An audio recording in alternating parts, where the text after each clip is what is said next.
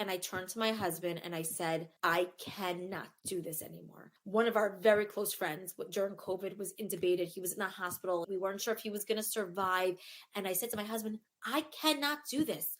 My mother, she didn't hit menopause till close to 60. I'm not doing this for another 20 years. I'm 35 years old. I am not doing this for another 25 years. I just can't. I need to enjoy life. I need to enjoy my children. I need to enjoy this. I just need to function. Welcome to Hope to Recharge podcast. Thank you for joining me here again today. Every week we meet here to break the stigma around mental health and to bring you insight and inspiration and lots of practical tips from personal stories or professionals around the world that share how they turn their journey of mental health into healing or to thriving. Together we will break the stigma one story at a time. In mental health, together is always better. Thank you for joining me here today. I'm your host, Matana. Let's get started. This episode of the Hope to Recharge podcast is sponsored by BetterHelp.com. Is there something that's preventing you from achieving your goals or interfering with your happiness? Maybe it's anxiety, stress, or worry, or what's going on in the world right now. BetterHelp.com will assess your needs and match you with your licensed professional therapist, and you can start communicating in under 48 hours. It's not a crisis line and it's not self-help. It's professional counseling done securely online with a broad range of expertise available depending on what you need, and the service is available for clients worldwide. You can log into your account anytime and send messages to your counselor, and BetterHelp.com is committed to facilitating great therapeutic matches and make it easy and free to change your counselors if you need to. And it's more affordable than traditional offline counseling, and financial aid's available. BetterHelp.com wants you to start living a happier life today. So visit BetterHelp.com/hope to recharge. That's BetterHelp.com/hope to recharge, and join over 1 million people have taken charge of their mental health with the help of an experienced professional. You'll also get 10% off your first month. Once again, that's BetterHelp.com/hope to recharge. In this episode, I'm interviewing Alana Shlagbaum. Alana is going to share her personal story with her medical journey, the ups, the downs, the challenges, and beyond. It starts with pregnancies, some losses, years and years of pain and confusion and not knowing what was wrong with her body. I will not give away the end of the story. There is a lot of grief and inspiration and healing that came out of Alana's story. We deep dive into details of how she dealt with it and the decision she had to make at the age of 35. This episode was so long, we decided to split it into 2 episodes. One, she shares her story. The second episode, I share my similar story of pain, but in a different medical way. And we hope with this story, we will encourage others to reach out for support, to reach out for clarity, to try to find some clarity and healing in their own journey that can be so confusing and so dark. We will have another episode after these 2 episodes that will talk about the challenges of being an Orthodox Jew and having a difficult medical situation with our bodies, the challenges with being a Nida, the challenges of visiting the mikvah so often. We will share our personal insight and growth and how we adapted to it. I hope you enjoy this episode. If you know anyone that is dealing with some kind of fertility issues or personal health issues, send them this episode. It might give them hope. Enjoy.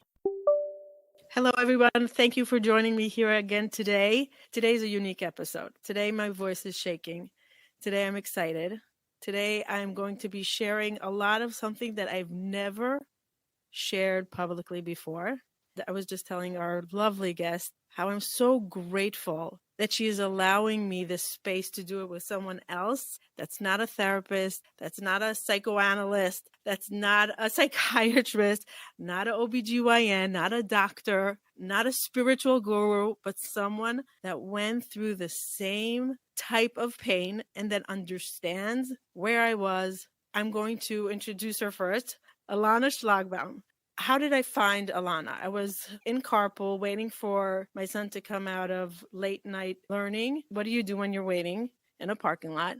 You scroll, and something caught my eye. I suddenly see words that just pop out, and Alana was sharing this raw story about her infertility, or not even infertility, her body that wasn't functioning. Let's just say it wasn't functioning properly, and how hard it was. And I said, oh no, I better wipe my tears before these boys come into the car. And I quickly text her. I said, I'm going to Google who she is and see if I can find her on Facebook. I'm sitting in the car and I'm crying. And I just want to say thank you, because so many of your words gave validation to my pain. And I'm like, yes, I reached out and I'm like, thank you so much.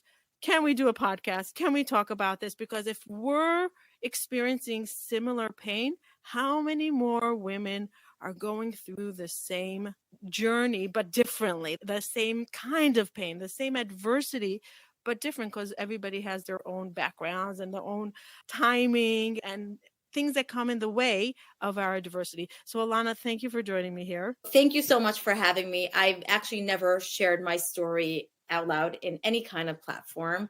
When I wrote my story, which was shared by the Layers Project, thank you to Shira and to Rachel for letting me share my story, I decided that I had been through so much over a 7-8 year period of time, and I felt so alone.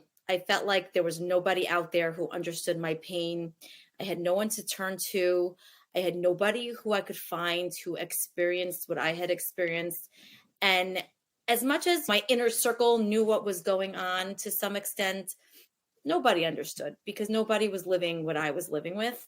And I just felt like if I could help one person not suffer the way I did, even if I could listen, if I could guide you, I wanted to be there for somebody else, because I just didn't have that person. And I truly, genuinely just want to do that for somebody else. How many responses did you get from that one article?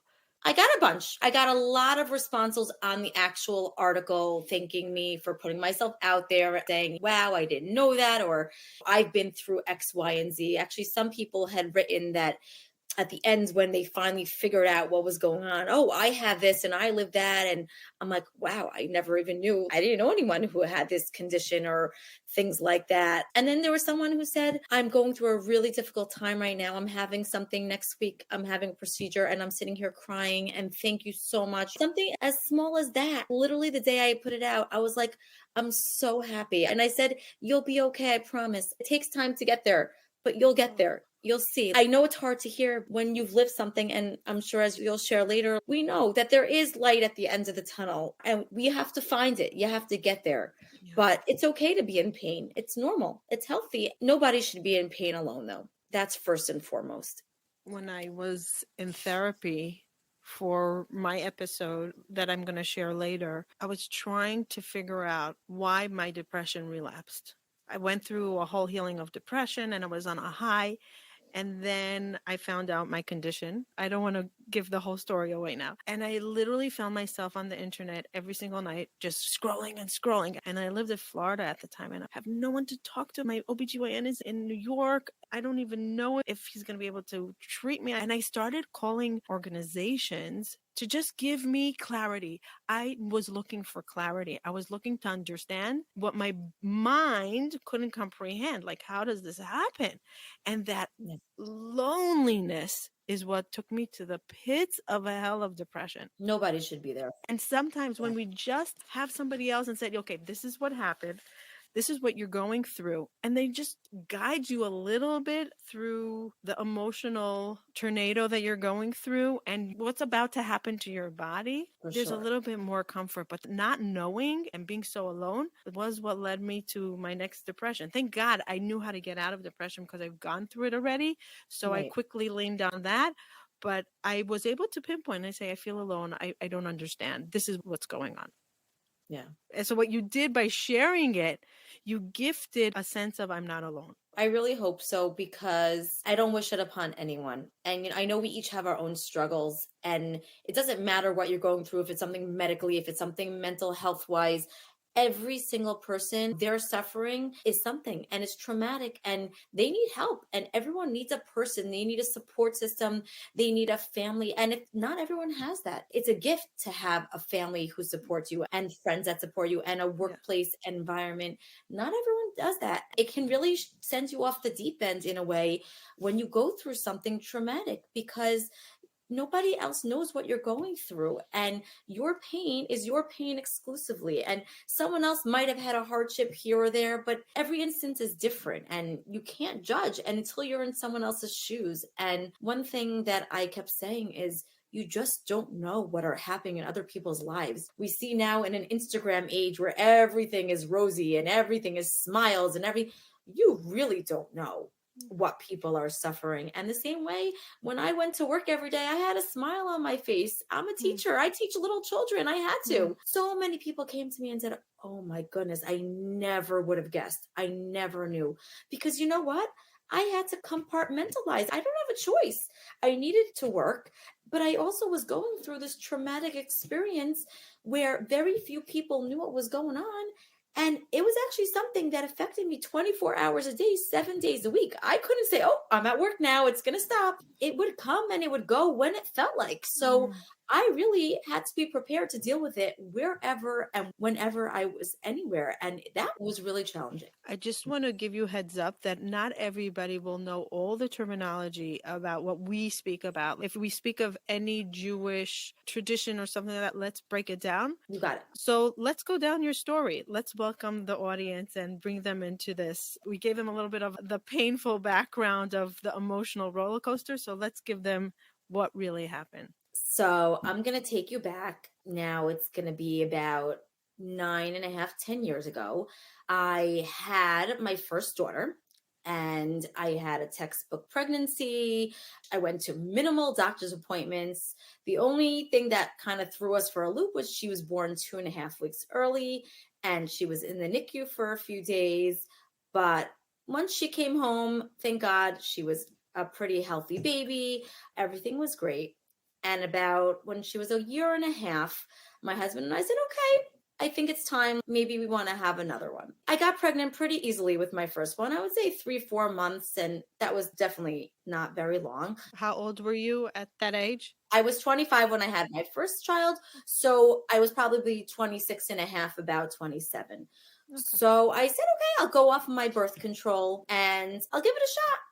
So lo and behold, not even about 1.5 months later, I wasn't feeling well. I took a test and I was pregnant. So we were ecstatic. I made an appointment. I went to the doctor and they said, okay, they said, you're pregnant, but it's very early. Come back in 2 weeks. We want to see a heartbeat. So I went back in 2 weeks and there was a faint heartbeat. They're like, come back in another 2 weeks.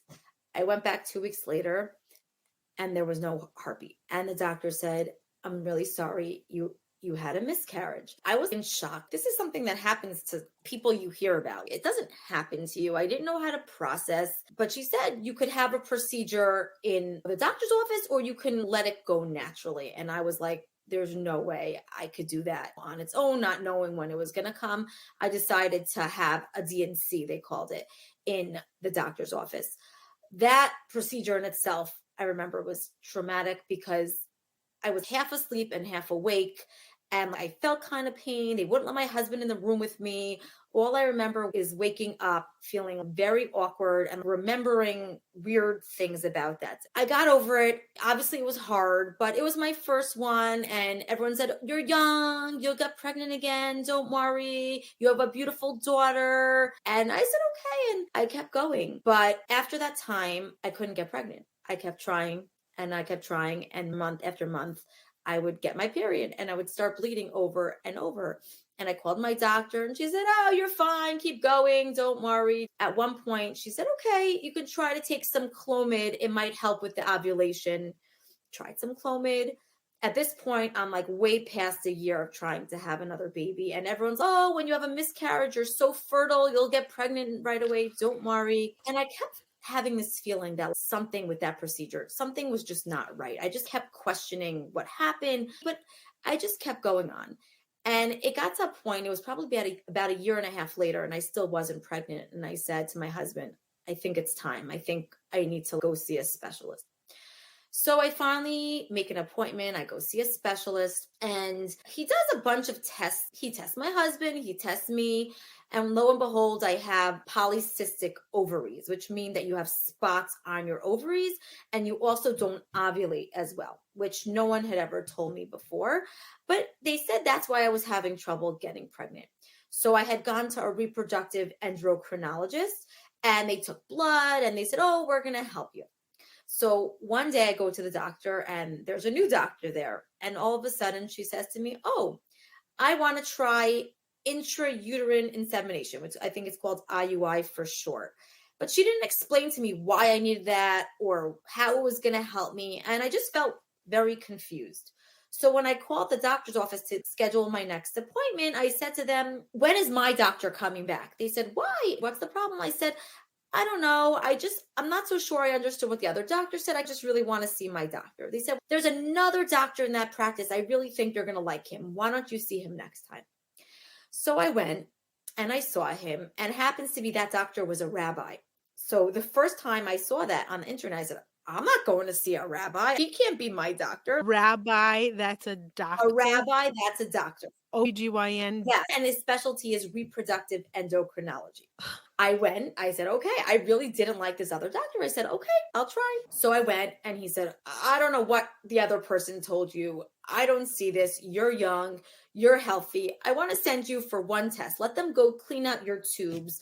Go for one more scan. I really think I can help you. What does that mean, clean out the tubes? He put a tube into your fallopian tubes and they want to make sure that there's nothing blocking. That everything's flowing through, that the egg... Everything's flowing, that the reason you're not getting pregnant could be because there's something blocking it. And they couldn't see this through like some kind of scan or... No, they didn't give any kind of scan like that. It's a very standard procedure. You go to a place, they don't even put you out. It's literally an hour. You get a little bit crampy. They pump your stomach with a little bit of gas and they figure out how to do it. So I do the procedure and lo and behold, I get pregnant the next month.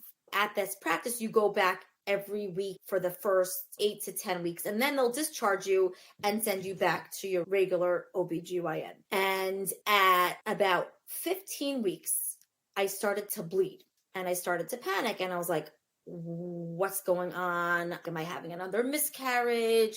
I was having crazy, huge clots. Now, it was also a Jewish holiday at the time. It was Passover.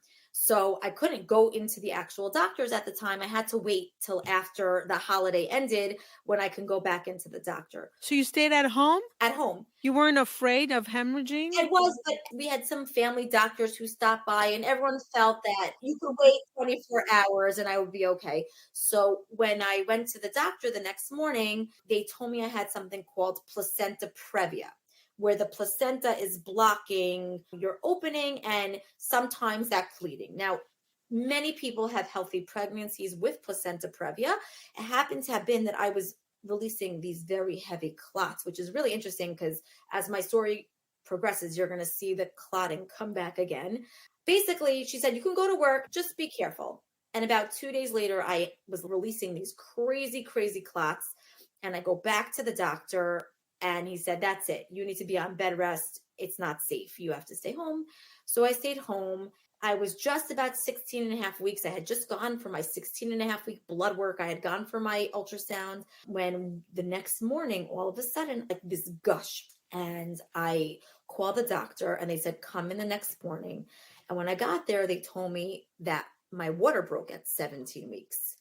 So they couldn't save that baby. They said, there's no way it's going to survive. You have to either give birth to the baby or you can have what they called a D&E. I think it's a dilation and extraction as opposed to the D&C, which was the dilation and curative, which I had previously. So at this point, I tried for a year and a half to get pregnant. I finally get pregnant and I lost that baby too. Oh my God. So, wait, can you pause for a second? I'm hyperventilating, literally. I'm just thinking, you're saying it because you repeated the story in your mind so many times, but I'm like at that moment that they're telling you you lost your baby and you're like, wait, why were you not monitoring me from the moment I started bleeding? Why did it get to this? Why did no one pick up on this? Where did we miss it? Like, what happened? What was going through your mind? Was there anger? Like that feeling of like, where were the doctors? So I've actually had that feeling many times over the years. I think I was just in shock, honestly, at that time. I was like, do you know how hard I tried to have this baby? Do you know what I went through to get here? And like, how does that just happen? How do you just, your water break? My water didn't even break with my first child. They had to break it. And I didn't know what to think. All I knew in my mind was, I just want to have another baby. I just want to have a baby. I'm 27 years old and I don't know what's going on with my body. I just don't know.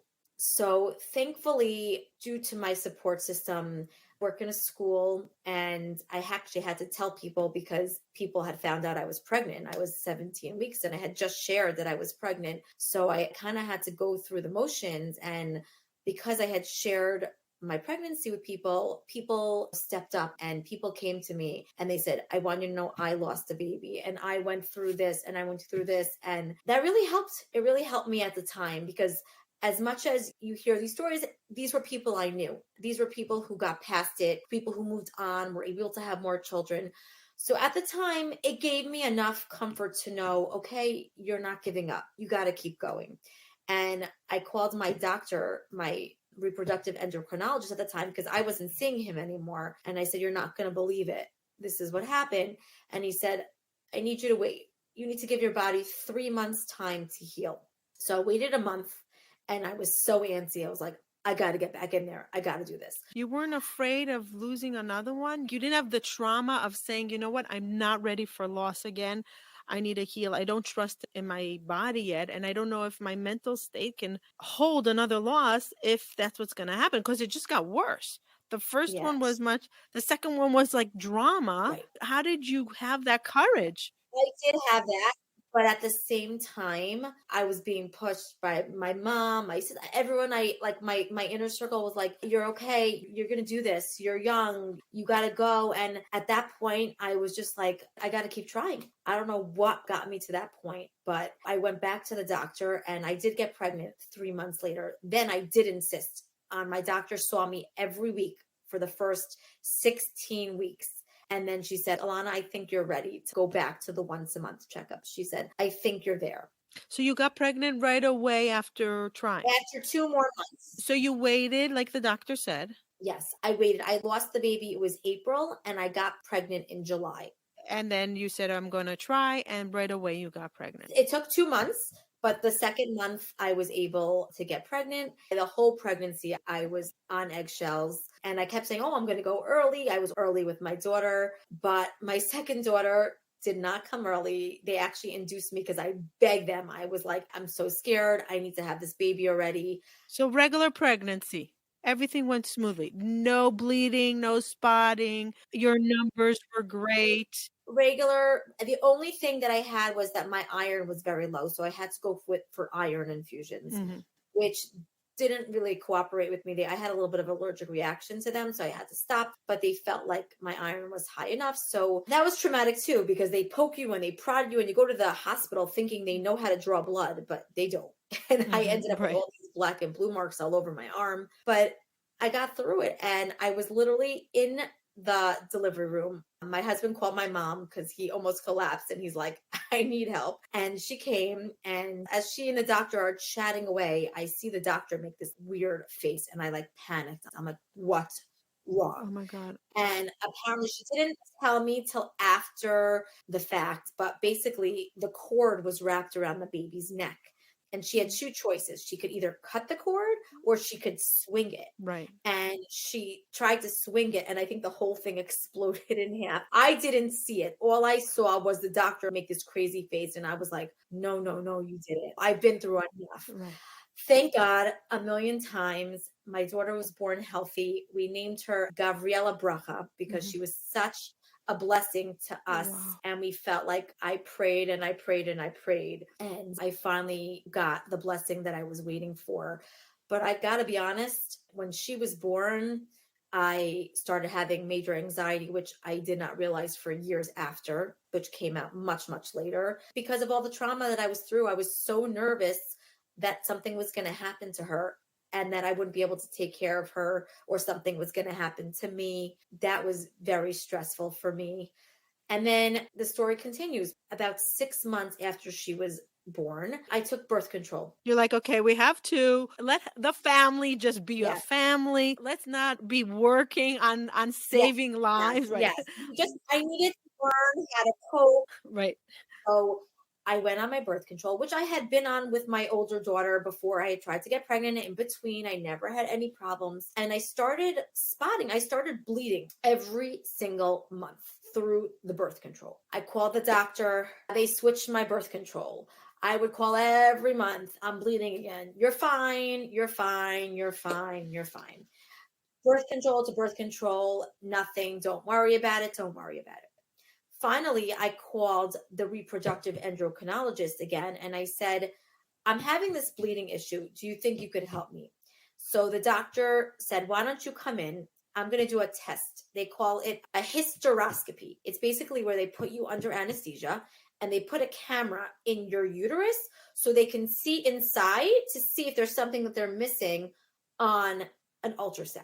How many months is this that you're going through? So my daughter was born in April. The next January, I was already having this procedure because I already had multiple months where I was bleeding with no reprieve. I just kept bleeding through my pill. It didn't matter if I took the stronger one, the lighter one, everything I tried to do, I couldn't stop the bleeding. Can we pause for a second? Yeah.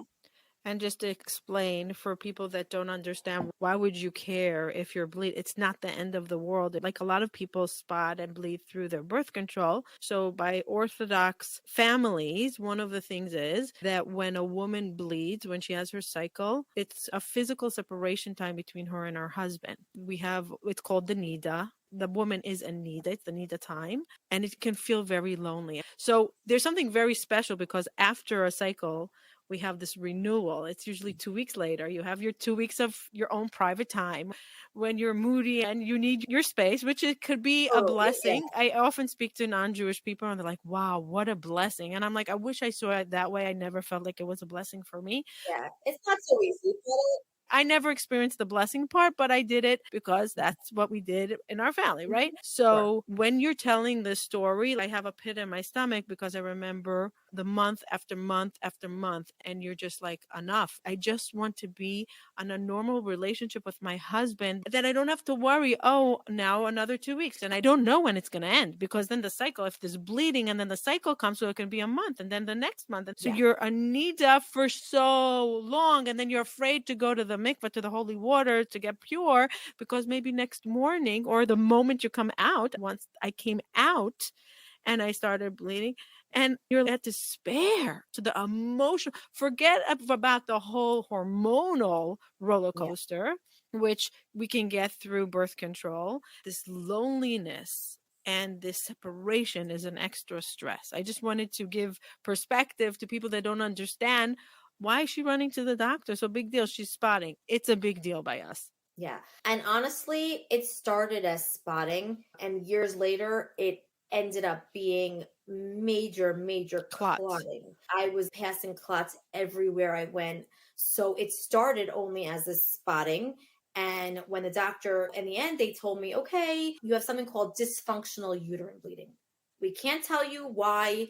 We can't tell you how. There's nothing to do about it. It just comes, and there's really no way to fix it.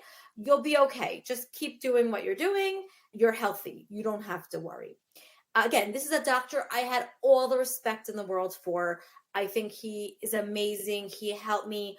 But in a way, I was like, really? There's nothing to do. I just kept thinking, like, this is my body. This is not normal. Your body's not supposed to do this. So what was he explaining? Because it's really not normal to have blood clots like that. He was explaining that there's no rhyme or reason for this to happen. So I went about my life and I kept going on like this. And every year I would go back for my annual checkup at the doctor. And every year I would, again, multiple times throughout the year, I would call them. I'm bleeding. Is something wrong? I want to have an ultrasound. Can you check it out? Something's not right. I don't know what's going on. It's getting worse. And I would go back, and every time they would look at the ultrasound, your ultrasound is normal. There's no blood there. And I would leave the doctor's office and there would be blood in my underwear. And I'm like, what do you mean there's nothing there? In a way, you think you're crazy because every time you leave the doctor, they're like, you're fine. You're okay. There's nothing to do. I had a doctor who I really liked. He really followed my case for a long time. He tried different medications. He was willing to play around with the different birth controls. He really tried. He said he only had one other patient who had been like this. And we tried so many different solutions within this time period. And it didn't matter what we tried. Nothing got better until one time, it was years later, I was on an airplane and all of a sudden, Boom. I felt this gush and I turned white. I turned to my husband. I went like this with my hands. I touched my legs in front of me. I was wearing a black skirt and I lifted up my hands and they were covered in blood. I was in the middle of the air on the way home from Florida and I think I almost had a heart attack.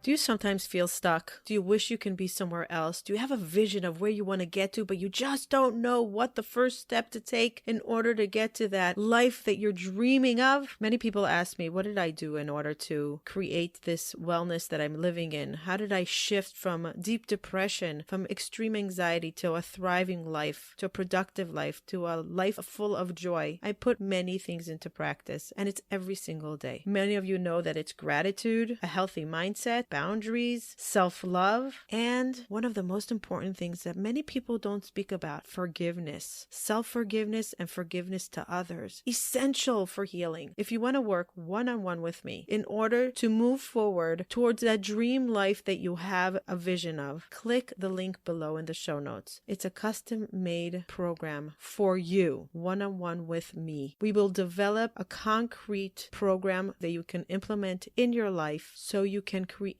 a better well-being. Click the link below. Looking forward to working with you. And now, enjoy the rest of the episode. And all of a sudden, boom, I felt this gush and I turned white. I turned to my husband. I went like this with my hands. I touched my legs in front of me. I was wearing a black skirt and I lifted up my hands and they were covered in blood. I was in the middle of the air on the way home from Florida and I think I almost had a heart attack. My husband for sure was panicking, but was trying to stay calm for me. Went to the bathroom. I changed, but I was like, I need to land. I need to land. I need to land. I need to call the doctor. Do you think they're going to rush me to the hospital? What do you think's happening? Am I having a hemorrhage? What's going on? Am I bleeding out? And I call the doctor's office and they're like, oh, you're okay. Just double your birth control. You'll be fine in no time. And I was like, really? Are you sure? Oh, yeah. It just sounds like you made a mistake with your birth control. Just double up for the next few days. So here I am, and I'm like, this is insane. But I don't have a choice. They said, don't come in. I'm not going to be the boy who cried wolf. So I go home. 2 days later, this was Thursday or Friday. On Sunday, it happens again this time in my house. Wait, but how are you feeling physically from the loss of the blood? Are you feeling weak? Are you feeling anxious? So every time that would happen, I became weaker. My iron levels definitely fluctuated a lot. And there were many times where my iron would go low. They spent a lot of time checking my iron. A lot of times it was okay. But this is not normal. For someone to be there, I couldn't. And as the years went on from that episode. Years? I'm talking years. Years. This was probably 5 years. 5 years. From when the story began when my daughter was born. It continued 2 years after that. Because at that 5-year period, when this clotting started, I said, I need to go see a specialist. So I tried to research. I tried asking every doctor I knew, do you know anyone who specializes in dysfunctional uterine bleeding? Is there a doctor, an OBGYN? Is there a reproductive endocrinologist, somebody that you know that has dealt with this? I asked my doctor, I said, can you recommend somebody else? Nobody had a name. You were talking about organizations before. My father had said, oh my God, I heard this organization. It's based out of Muncie. They match people up with doctors. I called them. I was so hopeful. I spent hours on the phone. They had given me one name, but nothing panned out. I had gotten 2 names. I tried 2 different doctors. One doctor that I went to was very well known in my community. She was a big cancer doctor, a big OBGYN. And when I went to her, she was like, oh, well, I can think of 2 solutions. One, you can try an IUD. And I was like, an IUD? My doctor kept telling me, you're going to bleed through the IUD. People bleed through anyways, but you can't not bleed through your birth control. An IUD is not going to help you at all. Or she said, you could have a hysterectomy. Did anybody say, let's go birth control free for 2 months and see if your body's going to regulate itself? Did anybody have that, like, oh, maybe it's a hormonal issue?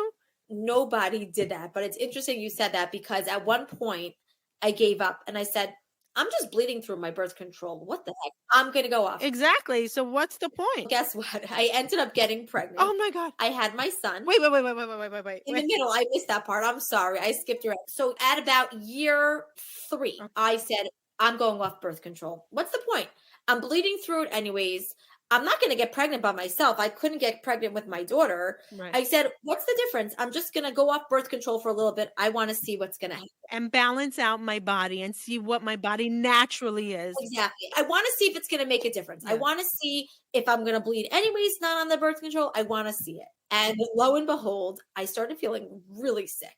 Couldn't get over it. It hit me out of nowhere. And I'm like, this is really strange. And I was talking to my mother and she was getting really worried. She was like, I don't know. I have a friend. She has this doctor. I'll pay. Will you go get all this blood work done? I want to see what's going on with your body. If you'll do it, I'll pay for it. And I was like, okay, Mom, I'll think about it. And then I turned to my husband the next day and I'm like, can you buy me a pregnancy test? I'm just curious. And I take the test and lo and behold, I was positive. I was pregnant. I was shocked. I called the doctor. I made an appointment. I was 8 weeks pregnant. So you weren't bleeding for 8 weeks, right? So at the very beginning, I was very crampy. I had a period, I guess, at one point. So this was only 4 weeks later, when this period of time when I was feeling very sick. So you stop your birth control. I stopped the birth control. And there's no clotting anymore. No. At that time, I was not clotting. I was not bleeding heavily. Okay. I was very crampy. I was very uncomfortable.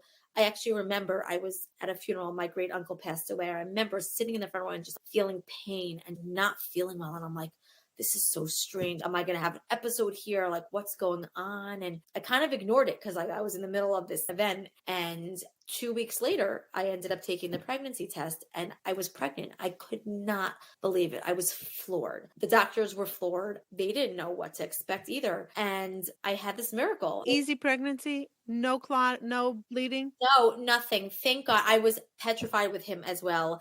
I went to the doctor. We did have a mid-pregnancy scare with him.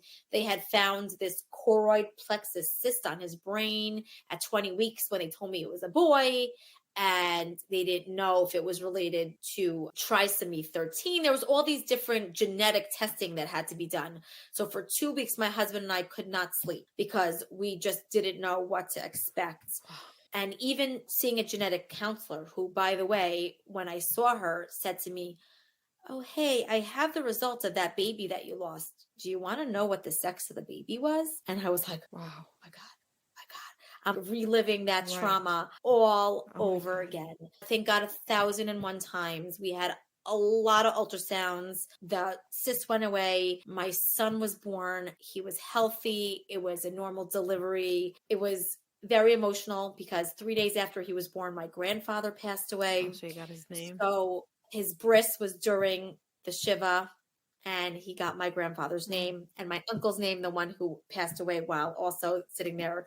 So he ended up with 2 beautiful, really meaningful names in my life at that time.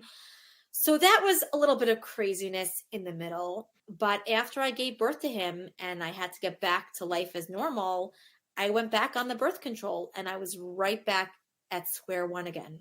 So why weren't you saying it's birth control? Why didn't you say to yourself, you know what? My body doesn't do well on birth control. We need to find a different way to stop pregnancy, not with hormones. It's a good question. If I had an answer for you now, I would tell you, I don't know why. Why didn't any doctor say any, why was no one thinking this? I don't know why. I know we tried different kinds. We tried ones with different amounts of hormone and less hormone and this. Because you're surviving mode. I'm saying you would expect somebody with a little bit of experience would say, you know what? You got pregnant. You were okay right a few weeks before when you were off it. Maybe your body's just not good with, I don't know. I'm just thinking. I know. I'm not sure. I don't have an answer to go back that far, but I'll tell you, there were a lot of questions I had. These doctors, every time I would go to the doctor, you're okay, it's nothing, don't worry, you're fine, we'll get by. And it got to the point where I started hemorrhaging at work. I literally couldn't stand up. I teach 4-year-olds.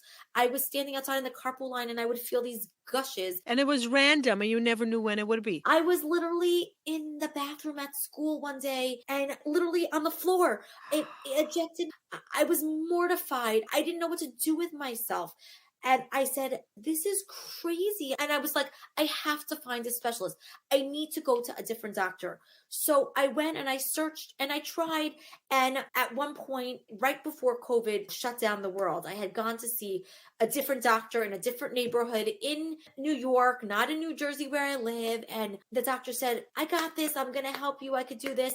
And he took an ultrasound right on the table, which was crazy because I hadn't had one, and he did the same procedure that I had been put out 5 years before, but he did it again with me awake. Like that, I could not believe he could do it in the same day when I had to beg and scream. And I'm the one who kept saying to the doctors, you sure I don't need an ultrasound? How could you tell what's going on inside of me if you don't look inside of me? How can you see? How do you know? And in hindsight, I had an internist who said to me, did anyone ever give you an MRI of your uterus or your pelvis? And I said, no. And every time I would go to my gynecologist and say, my internist, she suggested it, they were like, no, it's not necessary. You don't need an MRI. You're good. You're fine. Everything was shot down. So here we go. Lo and behold, years later, he's doing this test and he says, oh my God, you're atrophic. Now that means that you have zero lining left in your uterus. Zero. I'm not really sure how you're bleeding so much, considering that you have no lining, because when you bleed, you're usually shedding your lining. Right. But I was bleeding and I had no lining. So we were trying different medications. I finally found one birth control, one that helped me more than any other ones. I was still bleeding, but it was less. I got a little bit more relief. But then I had to fight with my insurance company because they wouldn't cover it because they said, oh, that's not the one, that's the generic. And I'm like, I need this one. You don't know what I'm going through. I need this one, please, whatever. I just need this brand. I need it to be this brand. I need this dye. Please, I just need it. And every month I was saying to my husband, this is insane. I just want to be a normal functioning member of society. You're a mother at the same time. Let's put that into perspective. You're a mother. You're trying to be a wife. You work. You're trying to be a person, a daughter, a friend, a wife. And this is consuming every day, all day, sleeping, worrying. It just consumes you. It was crazy. So during COVID, during that stretch from when I saw that doctor, I bled straight for 8 weeks. And I turned to my husband and I said, I cannot do this anymore. One of our very close friends during COVID was intubated. He was in the hospital. We weren't sure if he was going to survive. And I said to my husband, I cannot do this. My mother, she didn't hit menopause till close to 60. I'm not doing this for another 20 years. I'm 35 years old. I am not doing this for another 25 years old. I just can't. I need to enjoy life. I need to enjoy my children. I need to enjoy this. I just need to function. They didn't even say, okay, this is what you're going through. This is what happens. There was no explanation. There was no clarity. Okay, there's a system, and maybe when you do this, there was nothing. No explanation. There was no support, nothing. And during that 8 weeks, we were talking about going to the holy water, to the mikvah. I finally was able to go after 8 weeks. Oh my God. Matana, you don't understand. Oh my God. 8 weeks to the day, and I started bleeding. The day I was supposed to go. I lost it. I was sobbing. I was an emotional mess. My husband called the rabbi, and the rabbi said to me, her mental health comes first. Thank you. Whoever this rabbi is going straight to heaven. Yes. And getting everybody welcoming him, because how many rabbis say that? I don't know, but I'm not going to go on a whole rant here. But thank God for people like him. Yeah, he saved me that day because I was in this dark and ugly place and I was beside myself. I was losing it. There's no worthiness. You suddenly feel like you're not worthy. I kept saying to my husband, I'm broken. Right? I'm broken. I kept saying, I'm broken. My body doesn't work. Exactly. While I'm trying to function during COVID and my children are home, I was just a mess. Thank Hashem. Thank God he let me go that day. And he said, do what you need to do. But of course, the bleeding came back again and again. So finally, June came, the doctor's office kept being closed. They kept pushing off my annual appointment. When I went in June, I went to see a different doctor, the one who I had originally saw years past, who delivered my daughter. I told her what happened, and I said to her, please, you need to help me. I can't. Oh, you're young. You're okay. No, I can't do this. Finally, she said to me, okay, you want to just go for a consult with a surgeon? And I said, yes, I want to go. This is during COVID. They're doing procedures? It was June. It literally had just reopened. I made an appointment. She gave me the name of a surgeon. I did my research. I found out other people reputable who had used him. I said, okay, I'm going to go. I took my mom with me because I figured she'll know what questions to ask that maybe I might not. I'm only 35. Maybe I'm not thinking clearly. And we went and I explained my situation. I told him the whole story. And he said, you're a perfect candidate. He said, I could do it tomorrow. He was ready to schedule me the next week. And at that point, I was like, I want to talk to my husband. I scheduled it and I was like, I need a few weeks. I gave myself those 3 weeks. I needed to come to terms. I needed to be able to enjoy my summer a little bit. We were just coming out of COVID. I needed to be able to function a little bit. And I scheduled the surgery for the Monday after Tisha B'Av. A hysterectomy. 4 days before my 36th birthday. This was August 3rd. My birthday is August 7th. He was going to do a robotic hysterectomy, which he said was much less invasive than a normal one. And they take out the uterus and my cervix. And they leave in the tubes. But because I'm so young, they didn't want me to go into menopause. So they leave in the ovaries so that this way the hormones are intact and I could be okay. So honestly, it took my husband and I a lot to get there. It doesn't sound like a lot because 3 weeks is fast. When I went to the doctor's office, when I went for that appointment, my mind was moving. 90% you were there. I was there. And he said to me, this is on you. You have to be willing to know that this means that you're having no more children. And honestly, that to me was the hardest part of this whole decision. Because yes, I had 3 beautiful children. I had 2 very complicated pregnancies, having trouble to get pregnant. And I didn't know that my body could handle any more pregnancies. I don't know what would have happened. My second pregnancy was not easy. There were complications. I didn't know if my body, after all this trauma, with all these years, could even hold a pregnancy. But to know that I was taking away that chance if I wanted another one, not knowing where I stood, that to me was so challenging because I didn't want to make that commitment saying, I didn't know that I was done. What if 2 years down the road at 36 years old, 37, what if I change my mind? It's not too old in today's day and age to have a baby. I have friends who had babies at 37. I turned to my husband and he was done. He was very happy. He felt like we were blessed with 3. He was okay. Our family went through enough trauma for 25 years. Yes, I want your health first. He said, if this is something you're ready, I support you 1,000%. Just think how blessed you are for that. Oh my God. Yeah, I decided I'm going to do it. I couldn't live with these clots. I couldn't live with not knowing what was going to happen to me on a daily basis. You didn't live. You survived. I did. If that was not living, that was literally holding on and surviving moment to moment. It was. And so I went ahead with it. It was an hour procedure. I went in 6 o'clock in the morning. I was out by 7:30. I was very out of it. I had a friend who had been through the same procedure and she said, whatever you do, make sure that you tell them you're in a lot of pain. You want them to give you pain medication. So I kept saying, oh, 9. Meanwhile, I was so out of it. I was on another planet. I could not even see straight. But when I got home and I slept a while and I woke up, I was like, okay, I did it. Honestly, my biggest fear on that surgery was not waking up. I had that fear with anesthesia. You just never know. That was my biggest fear. Once I got home and I woke up, yeah, I was in pain. But a few days later with Advil, I took Tylenol. My mother made me get up and go walk down the block. She was like, the faster you get up, the faster you're going to recuperate. It took me a good week or 2. I did it during the summer. I didn't work that summer. And I went back to work 3 weeks later. I had to set up my classroom. I had to be back in school.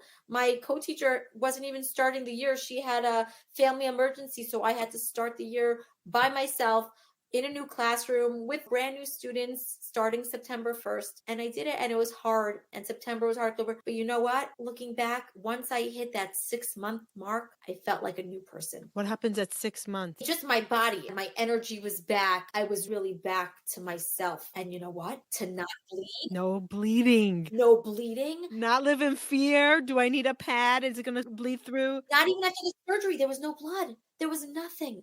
And That relief was like Freedom. $1 million to me. Just knowing that, oh my God, I'm never going to have to deal with that again.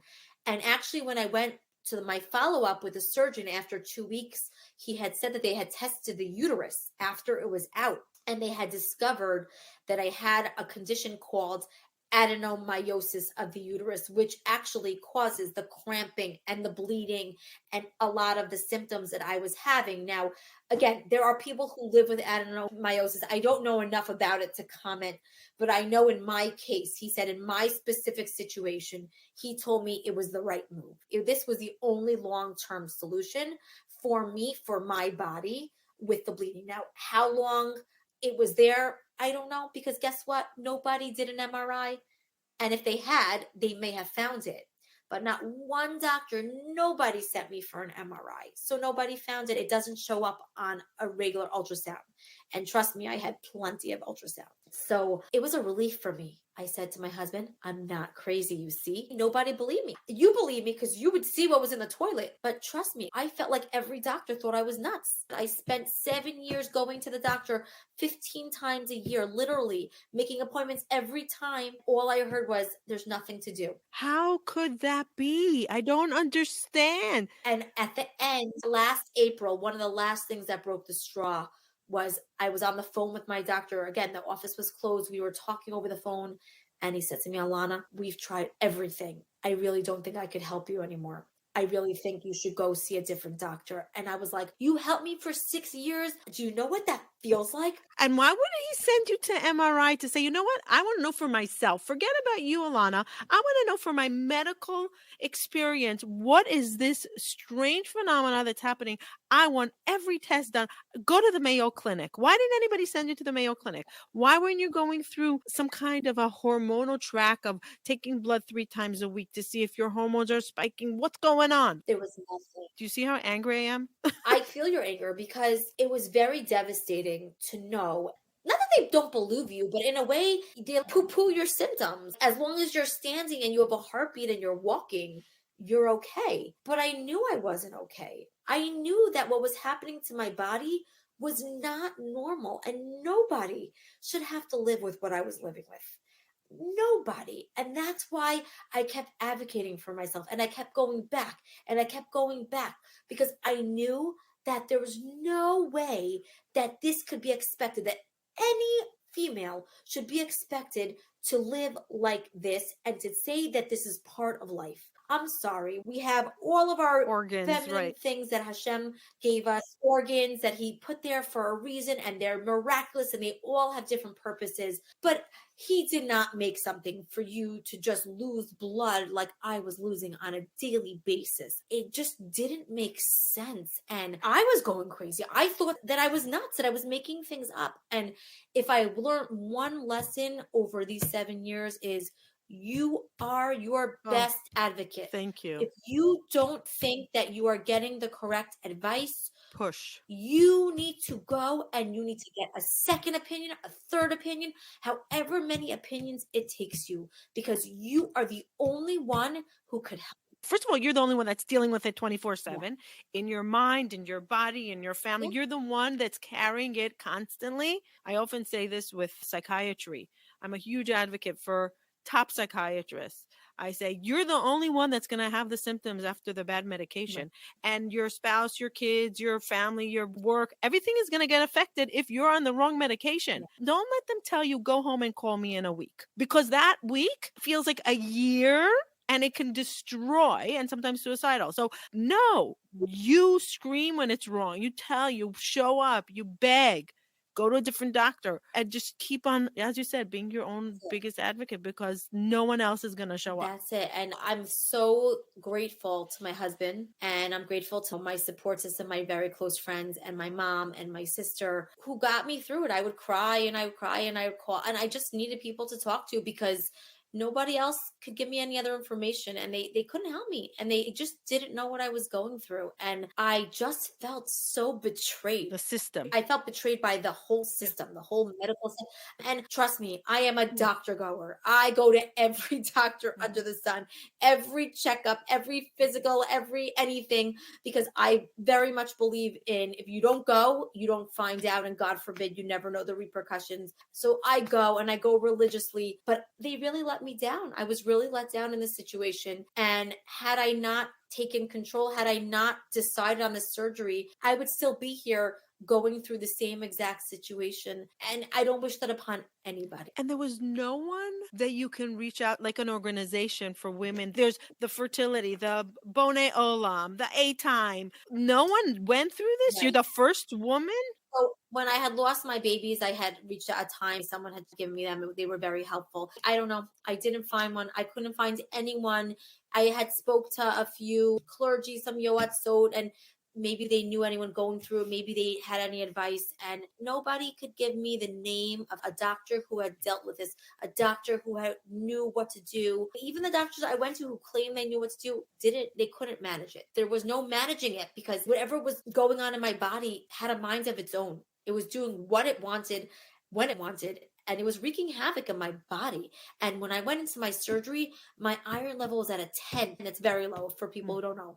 Normal is 13. You can't function like that. You're very tired, you're lethargic. It really has an effect, and you need to know that. You wouldn't know that. And when I even went to one of the doctors, I said, do you want to take blood? Do you want to like prick my finger? Oh no, I could see you would be yellow in your eyeballs if you were really low in iron. Guess what? I really was low in iron. You start to think like you're crazy. I knew what I was talking about.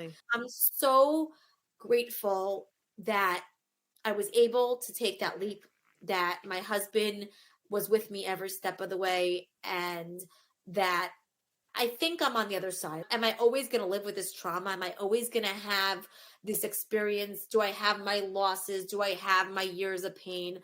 I do. But at the same time, I take this and I say, you know what? I was granted another chance right now. You're going to live now. I am 37 years old, turning 38, and I'm going to take it and I'm going to run. I started walking 10,000 steps a day, and I started living again. I started just enjoying myself, trying to live day by day, and just trying to be that friend, trying to be that person for people. I helped a friend last year, mid-May, who was going through something similar, and I helped guide her. And it was my pleasure. And I just wanted to be there. Someone you could vent to, someone who could relate, someone who could say, I understand exactly how you're feeling. And guess what? I felt that way too. And it sucks. It sucks. It's lonely. It's frustrating. It's tiring. You just don't feel human. As we said together before, we're broken. We just feel broken. As you're saying the last few words, I've been saying this for the last few months, that my goal is to empower women, no matter what their diversity is, to try to live alive. And it sounds that that's what you're going to do now, to live alive. You got your life back. There is no fear of leading. You had a tremendous loss, a huge loss of time, loss of 7 years of your healthy life, loss of a dream of being the feminine woman that goes through the cycle, or even dreaming if you're going to have another baby, a loss of a part of your body. You literally had a loss, many losses, and you had to grieve that. And grief comes in different stages. And there's going to be the day of, the anniversary, the thought. Honestly, I'll never forget. I was going for a routine scan or blood work at my local hospital, and I pulled up, and there was a couple who was literally checking in to have a baby. And I called my husband and I lost it. I'm just never going to have that again. That's just never going to be me. And I don't think he understood. He's never going to be able to understand how that feeling. But we're mothers. We have that maternal instinct. When my family members, when my sister-in-laws have babies, I am so happy for them. I literally, what a bracha. But that little thing that tugs at you, that I'm never going to go through that stage again. I'm done. I don't have that chance anymore. Whether I wanted to or not, it was taken away from me. And I don't have that choice. Even though it was by choice It was taken by choice away. taken away. Yes. It was taken away by choice, but you had no choice but that choice, really. You were between a rock and a hard place, right? Correct. I decided to live for my 3 children that I have, Mm. that I was blessed with, and not to live one if I could have another one. And that's what I chose, and that's what I'm going to try to do my best from here out to do. You were saying the anniversary. Actually, this past August was my first 1-year anniversary, and I work in a summer camp, and my friends were going to make me a party. They were going to have a happy uter out party for me. Oh, wow. And I got hit with COVID Wow. and I had to go home from camp. So that never happened. But it was definitely a big milestone for me, Yeah. making it 1 year and looking back over the past year and seeing how far I've come and how I feel and where my confidence is, and being confident enough to come on tonight with you and to share my story for others. There's nothing for me to hide. There's no shame in what I went through. There was nothing that I could have controlled. All I do now is I can control my narrative Beautiful. from here forward. And that's what I want to do. I want to help other people. I want to be there for them. I want to offer support in any which way that I can. I want to give people that strength that they can get through their challenge, no matter how big or how small.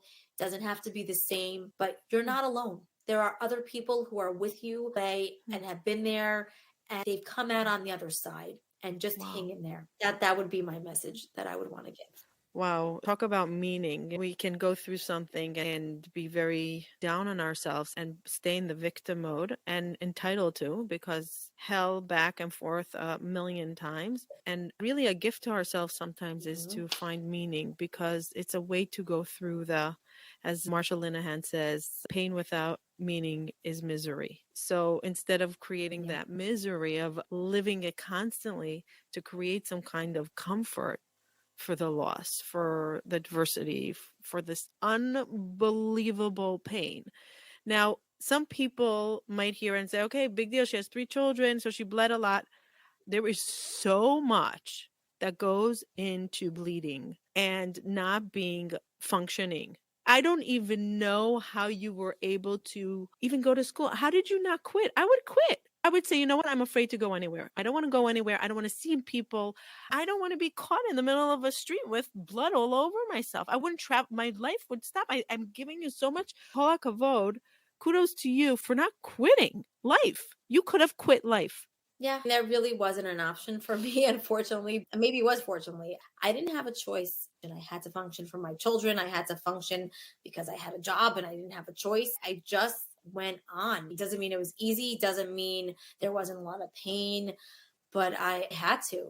It was a balance. And maybe 7 years ago when it first started, okay, here and there. But as it went on, and especially in the last few years, it was rough.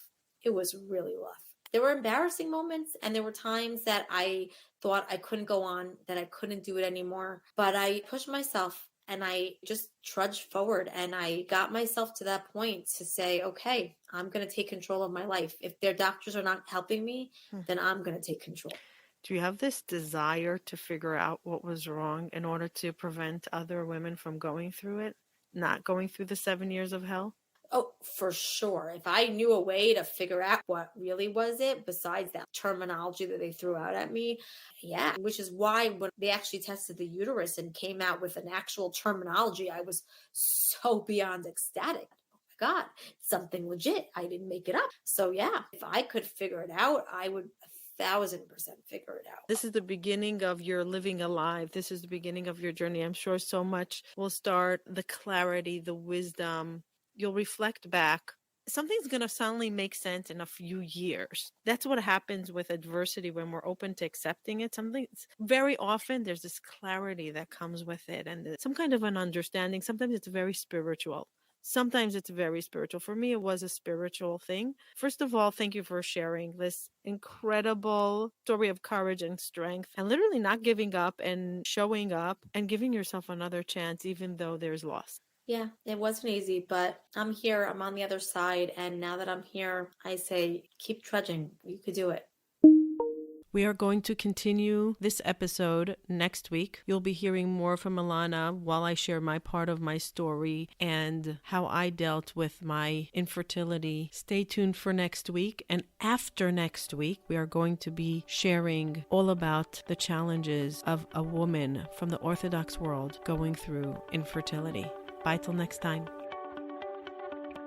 Thank you for listening till the end. We highly appreciate all of our listeners. In Mental Health Together is Better, you being here means a tremendous amount to us. If you enjoyed this episode and you would like some extra boost of information and inspiration that is not on the podcast, you can go to our website, hopetorecharge.com. There's some premium content that for the cost of a cup of coffee, you can download some amazing information that will help you, a tool that will guide you through life. So don't skip a beat. Don't hesitate. Go to hopetorecharge.com and see what other offerings we have there for your mental health well-being. Thank you for joining us. And remember, if you enjoyed this and you want to say thank you, the best way of gratitude will be by you leaving a review or a comment or sharing this with a loved one. There is no greater form of gratitude for us. Thank you. Bye till next time.